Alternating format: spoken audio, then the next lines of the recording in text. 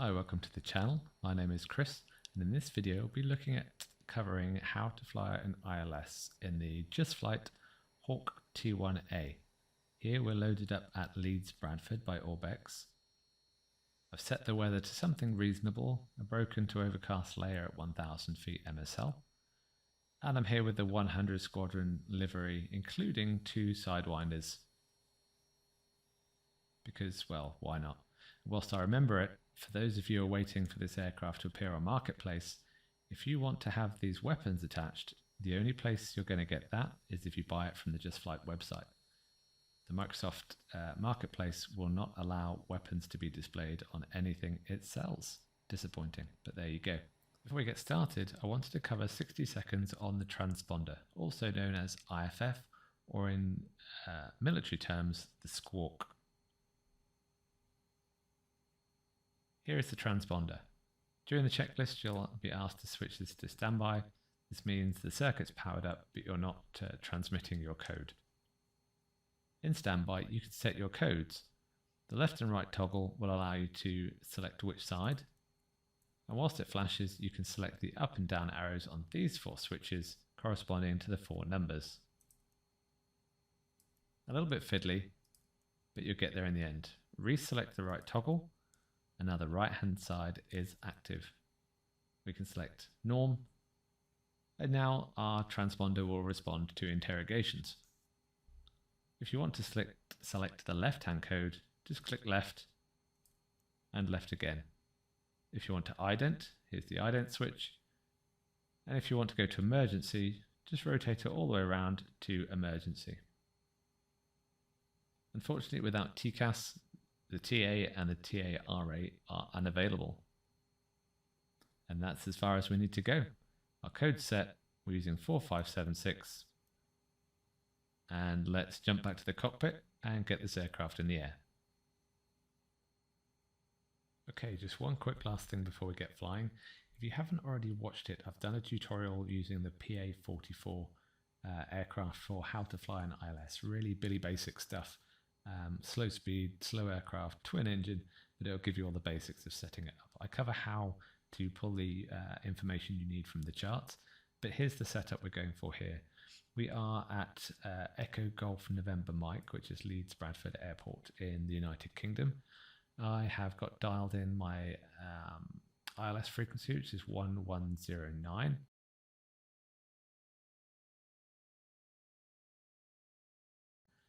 There is a TACAN 46 X-ray, but we don't need to use that. We'll just use the ILS for today. Inbound course is 138.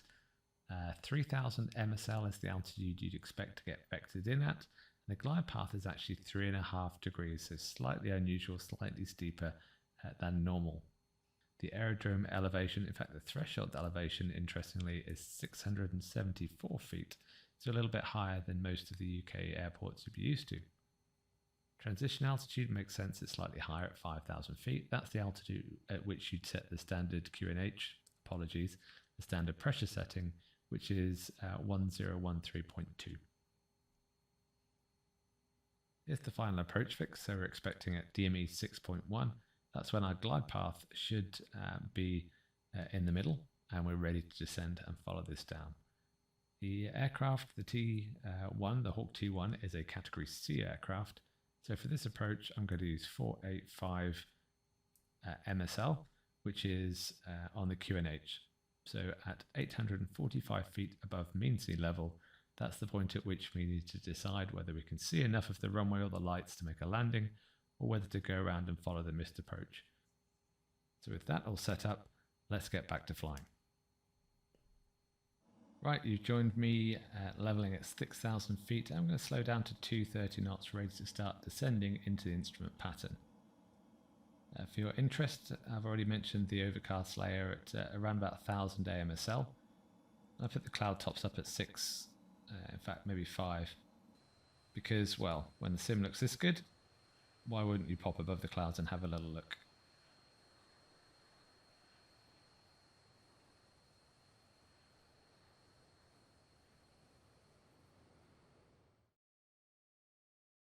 Okay, I've paused the aircraft here and I've turned off the sound so I can talk about some very important concepts for flying this aircraft accurately. One will be what you can call the selective radial scan. It's also known as the hub and spokes technique.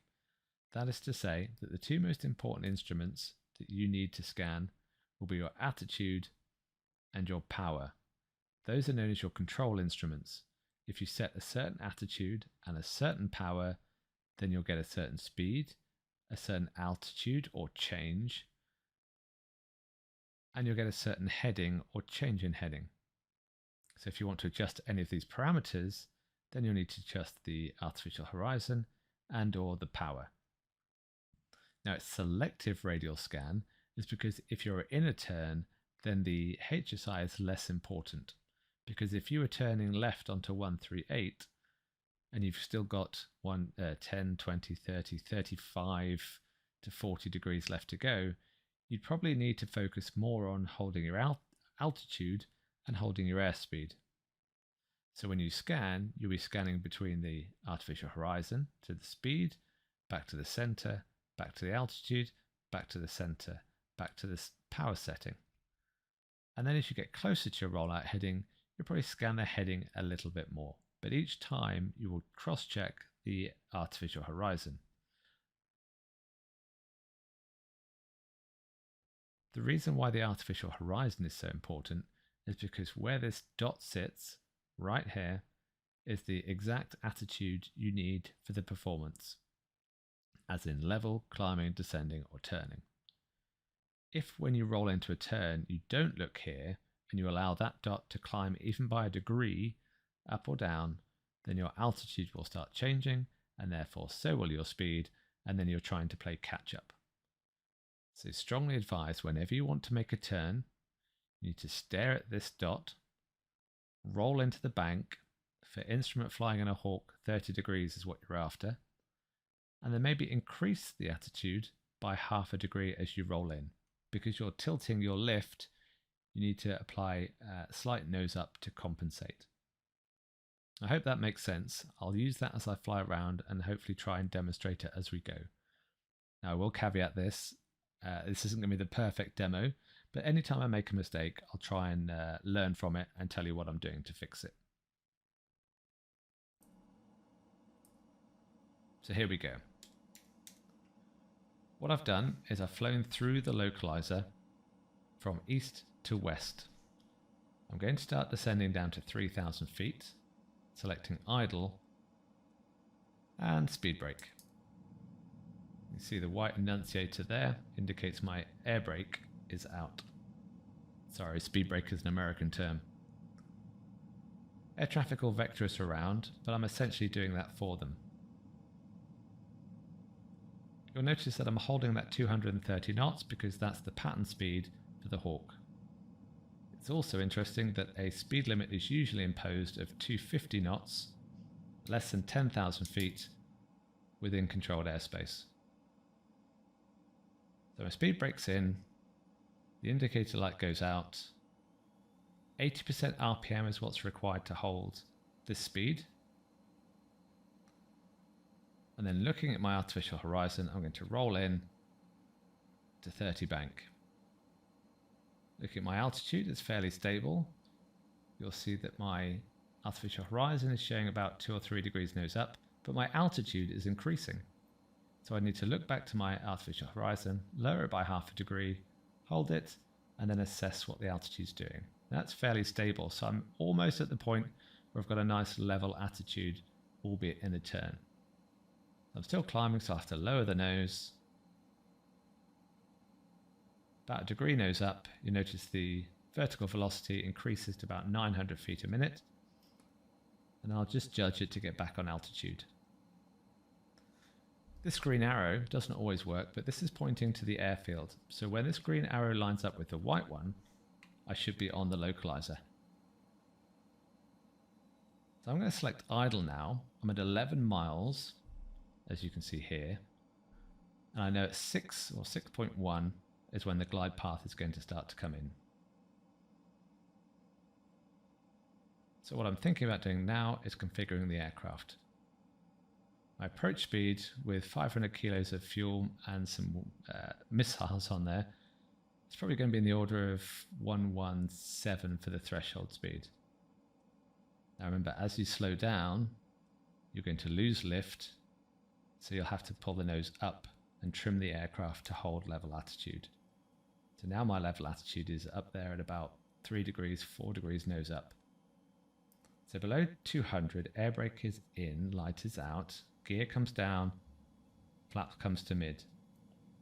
I'm getting towards 150 early, so I'm going to put my 87 to 89% RPM on. And I'm going to start my right turn onto the localizer. I've lost a little bit of altitude, so I'm going to put that nose up. The power comes on to compensate. And you'll notice the localizer, or the course deviation bar, is almost in the center. So confirming the 3 greens, the flaps are mid. My altitude is there or thereabouts. Now remember, this is all live flying, commentating, doing camera work at the same time, so don't judge me too harshly. So the range is now 7 miles. The glide path is coming in. So here's the glide path. Once that comes into the donut on the left-hand side of the HSI, I'll select flaps down and begin my descent.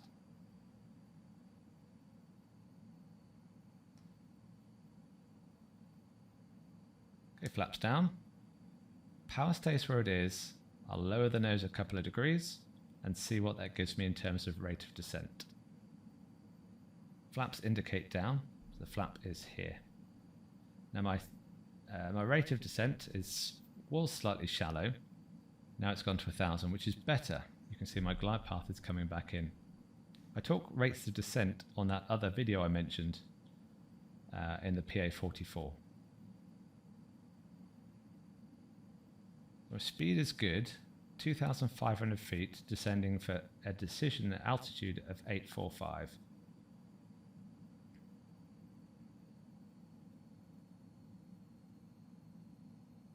I'm at 4 miles. As I get closer to the ground, the wind direction may change, so you need to constantly assess that localizer and make small corrections. Don't chase it, otherwise you'll end up zigzagging left or right. If I go low, I'm going to set 400 feet rate of descent and power on to hold my speed. So I'll set my attitude 1 degree nose high. I'll check my vertical velocity, which is about 500, and I'll keep that and assess. Glide path is back in, lower the nose. I probably let the nose come up a bit too far there. At least I'm teaching you by telling you how not to do things. But there we go. Glide path, so I'm slightly high, set that nose down. Now the glide path is coming back in. Nice wind turbine on the right hand side. 1,400 feet for decision altitude 825. Okay, I've got about 500 feet into my decision altitude. I'm slightly above the glide path here, so I'll correct. 300 feet. I can see the runway. My decision is to land. By 300 AGL, I want to be about 130 knots. Once you've made the decision to land, you can then adjust your aim point to land on the threshold. Normally, airliners will just land abeam the PAPIs where the ILS glide slope will intercept the runway. 130 knots, gear down, flap down. As we approach the threshold, I can bring it back to that speed of 117. And then looking to the end of the runway, bringing power back to idle, flare the aircraft, and allow it to settle. Lower the nose, keep it straight, a little bit twitchy, and brake. And that concludes this tutorial. If you've got any questions about anything I've said or done, please feel free to put it in the comments. If you haven't seen the ILS tutorial I did with the PA44, be sure to check that out. I'll make sure a link pops up if it hasn't already. Otherwise, thank you for watching. If you found this video useful, then please hit the like button, and even better, chuck in a subscribe as well, so you can stay up to date with any future videos. I'm hoping to produce a few on the Hawk because it's one aircraft that is very dear to me, as I've had many an hour tooling around in the UK in this one. But until the next time, fly safe, take care.